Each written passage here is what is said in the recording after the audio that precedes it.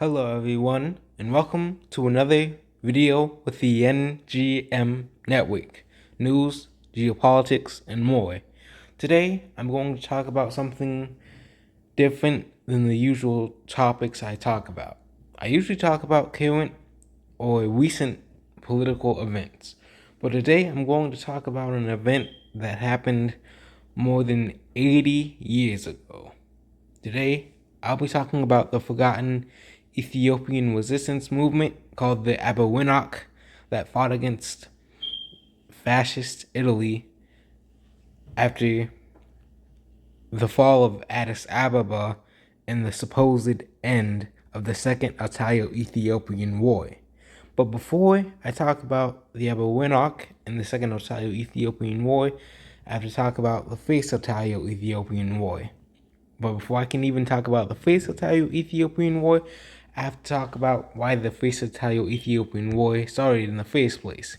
And that will take us back to the scramble for Africa in the 1880s.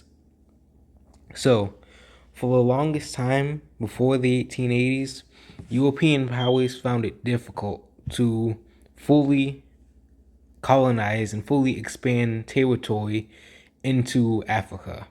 A major reason why European powers had a hard time going into Africa was because of diseases.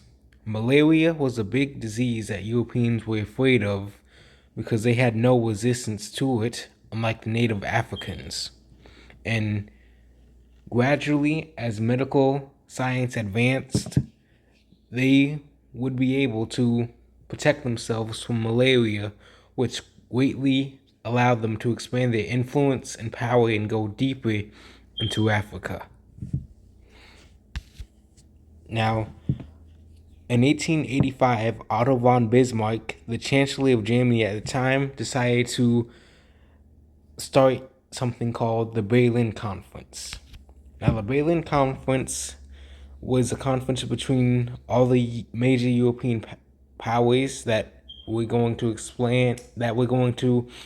expand their territories in Africa or gain territories in Africa.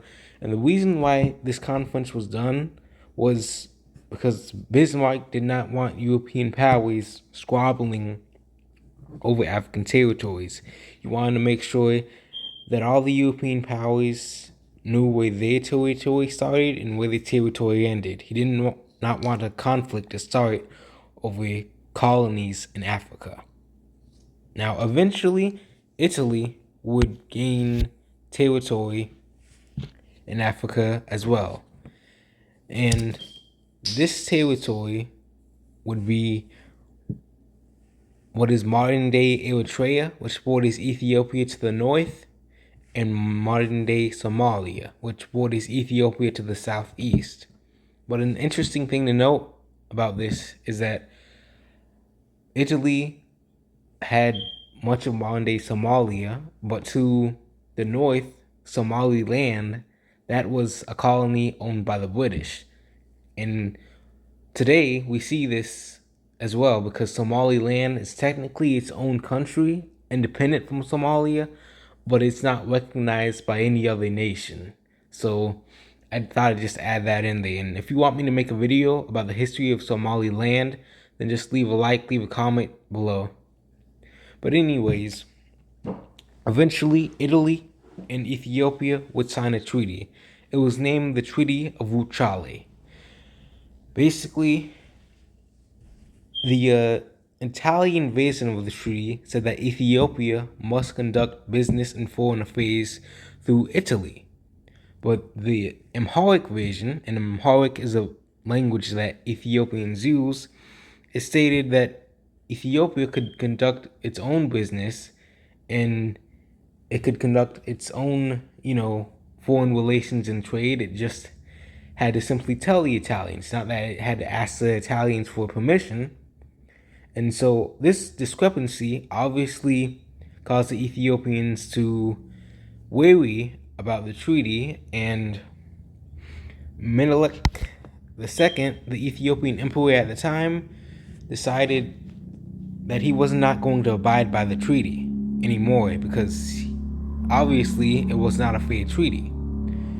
So this led to a conflict starting between Italy and Ethiopia, and in January of 1895, Italy decided to invade Ethiopia.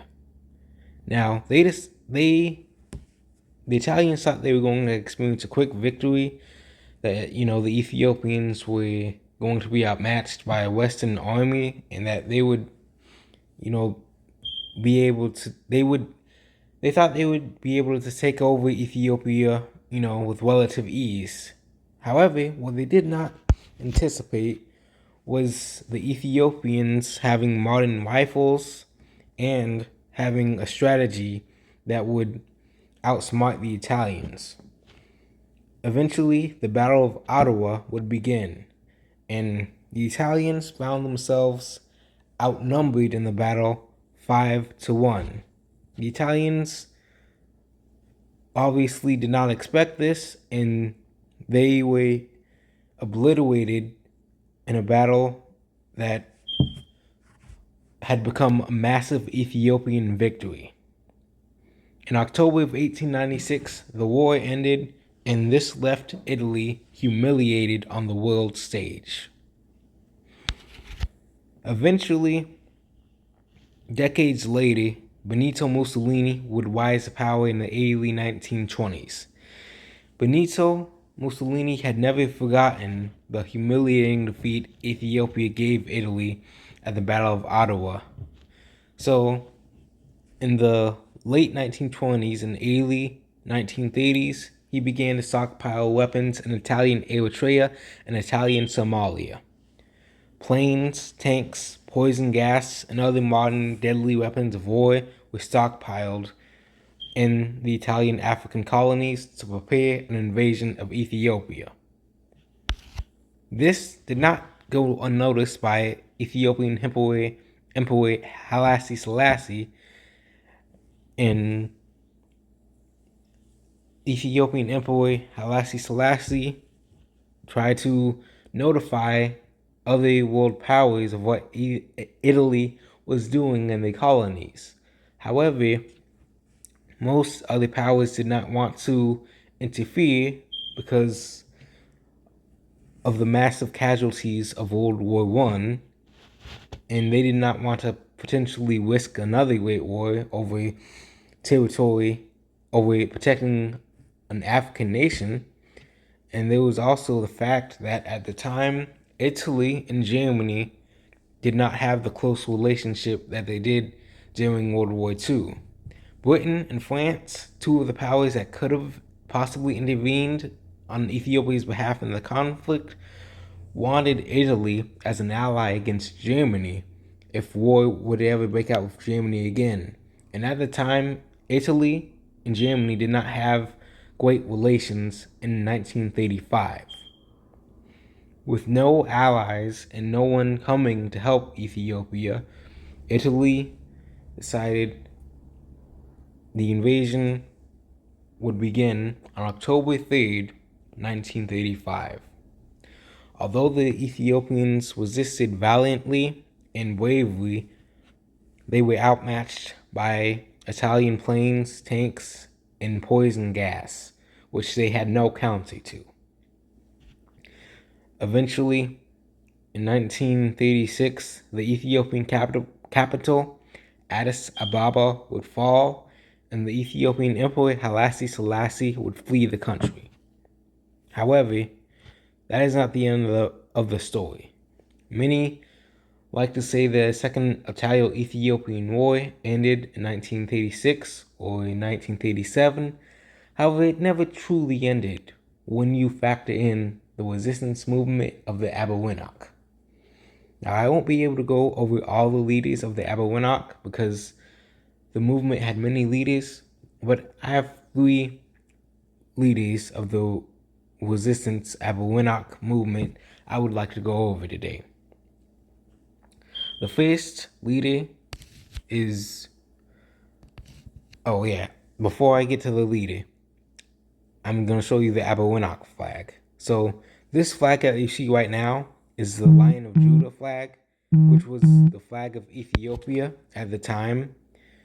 But this flag is the flag that the Arbegnoch rebels used. Now you can see the clear difference. It doesn't have the Lion of Judah in it. However, I don't really know why they didn't use the nation's original flag. However, I guess they wanted to be different. And you know how, I guess you can say the French resistance, they had their own unique flag. And then in the Polish uprising, they had their own unique flag as well. So I guess it's just the same idea. But anyways, I'm gonna go over the first, major leader of the Arbegnoch resistance movement. And the first major leader I'm going over is Ras Arbegnoch. Now, I probably butchered his name, but I'll just call him by his first name, which is Ras, R-A-S. Anyways, Ras was born on August 18th, 1903, and he was a former police chief in Addis Ababa, the capital of Ethiopia, and he was an officer in the Imperial Army. And basically, he fought during the early stages of the Second Ethiopian War, but after Addis Ababa fell, he withdrew into, the countryside and the mountains where he could, gather rebels and fight the Italians on more difficult terrain. So he would occasionally harass members of the Italian army in raids, and he would fight against the Italian army. But really, the major raids didn't begin until April of 1939 for him. In April 1939, he attacked Italian troops which were under the command of Lieutenant Colonel Sola and Colonel Lorenzi. And he was able to weigh their supplies and basically always keep them with the guards up and trying to never let them rest. And he would also be able, in this time period, to cut off Italian networks and communications, forcing the Italians to divert more troops to deal with him, which would be useful when you consider that there's other Arbegnoch commanders that were in the area fighting against the Italians as well. So it basically forced the Italians to divert troops which could have been used somewhere else. And eventually, when the Allies joined the war in 1941, he would join in the liberation of Addis Ababa, and he would basically liberate the city with the emperor returning near the same time. Now, the tragic thing about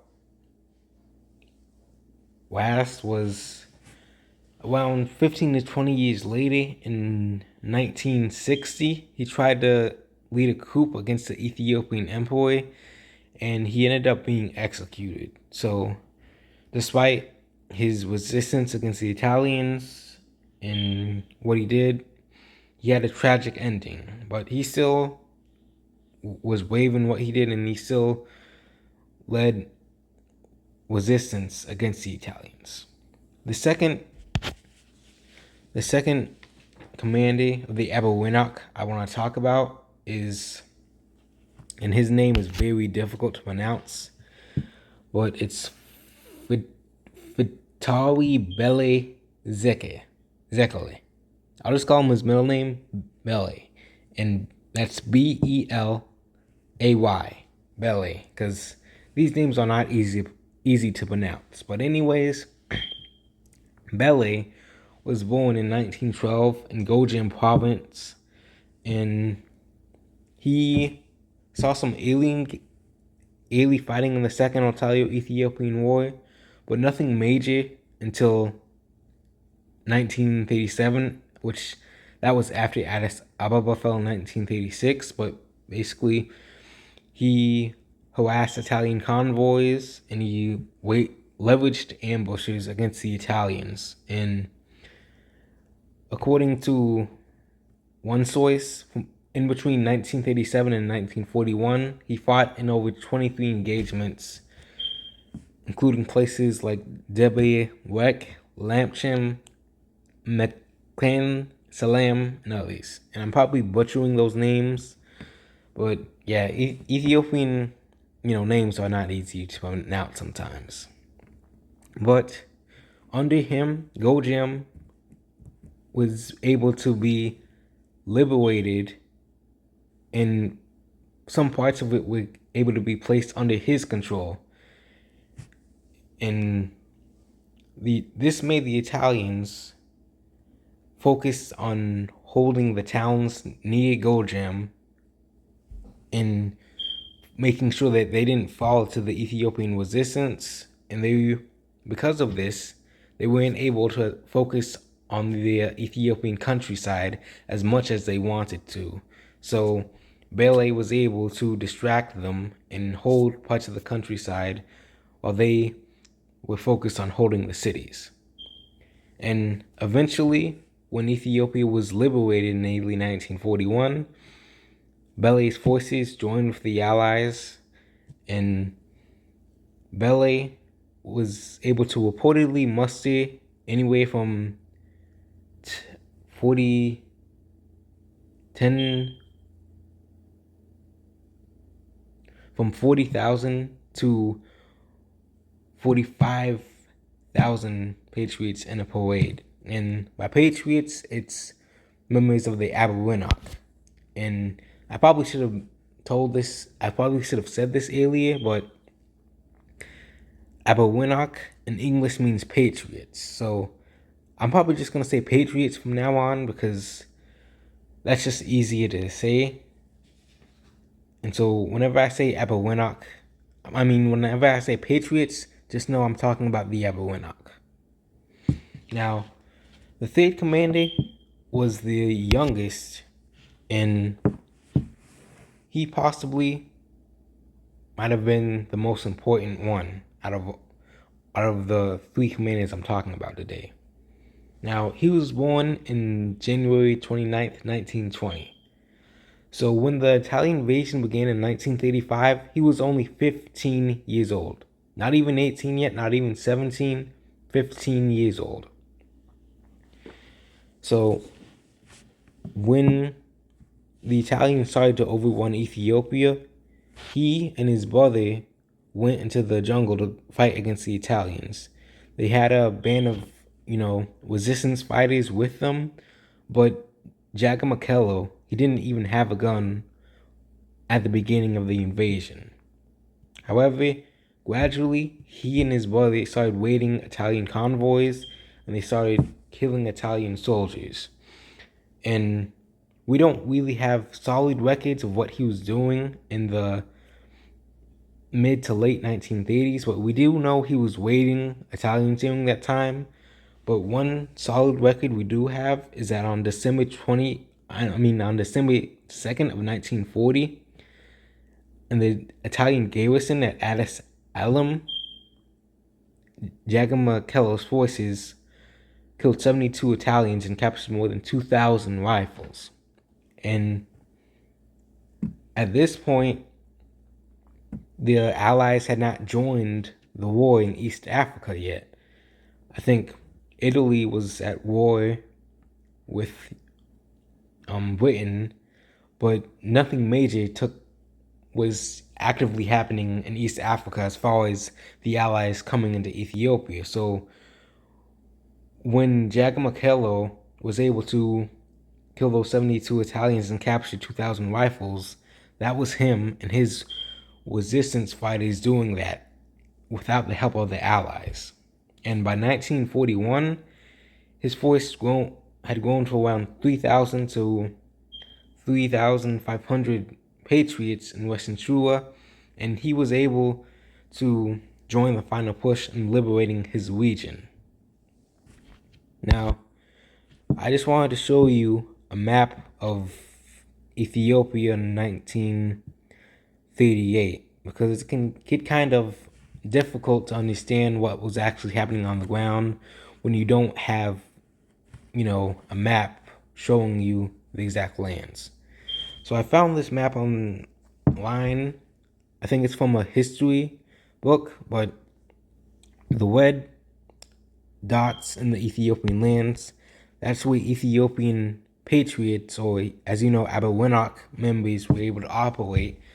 And the gray area is everything the Italians controlled. So on paper, the Italians controlled all of Ethiopia. But in reality, there were many places of resistance that the Italians were not able to control. Think of it as the U.S. Think of it like the U.S. and Afghanistan.